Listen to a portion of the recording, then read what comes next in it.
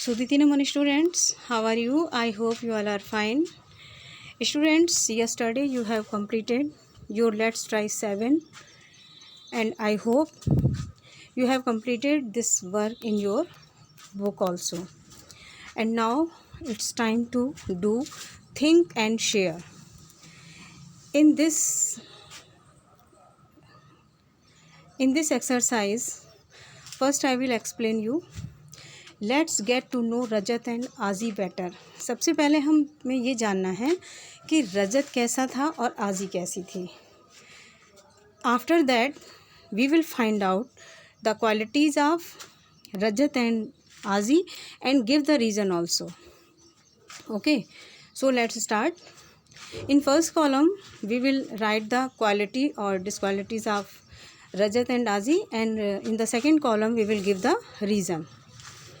I think Rajat was caring because he helped the puppies। वो caring था क्योंकि वो उसने puppies की help की थी। Now Rajat was disorganized। disorganized था because he threw his things everywhere। क्योंकि वो अपनी चीज़ों को चारों तरफ फेंक देता था। रजत was helpful because he helped his आजी। रजत हेल्पफुल था क्योंकि उसने आजी की हेल्प की थी। Rajat was careful and sincere because when he was unable to go to school he was upset.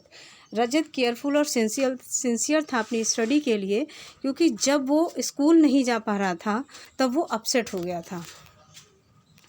Okay, in this way we found out 3 merits and demerits of Rajat and now we will discuss about Azi. Azi was caring because she worried about Rajat। आजी caring थी क्योंकि वो रजत की बहुत फिक्र करती थी। Aaji was organized because she picked Rajat's things to put on right place। क्योंकि वो रजत की चीज़ों को उठाती थी और सही जगह पर रखती थी। Aaji was polite because she never scold Rajat. Aaji बहुत विनम्र थी क्योंकि वो रजत को कभी भी स्कोल्ड नहीं करती थी, डांटती नहीं थी। Okay, then students you will do think and share in your book in these columns. You will write about Rajat in these columns and after that you will write about Aaji in these columns. Now we will discuss let's try 8। In Let's Try 8, first of all I will explain you what will we do in Let's Try 8. In Let's Try 8, what kind of a boy do you think Rajat was? आपको ये बताना है कि आपके according आप क्या सोचते हैं कि रजत किस तरह का लड़का था। केयरिंग और मीन, वो केयरफुल था या केयरलेस था। ऑर्गेनाइज्ड और डिसऑर्गेनाइज्ड, वो चीज़ों को व्यवस्थित रखने वाला था या अव्यवस्थित रखने वाला था। हेल्पफुल और अनहेल्पफुल, मदद करने वाला था या मदद ना करने वाला था। What kind of a person was आजी? आजी किस तरह की थी? ऑर्गेनाइज्ड और डिसऑर्गेनाइज्ड। लविंग और अनलविंग, किस तरह की थी ये आपको सोचना है। Why do you think so? और आप सोचते हैं अगर ऐसी थी तो क्यों थी। Use the details you have noted in the graphic organizer to write their 3 sentences about Rajat and 3 sentences about Azi in your notebook.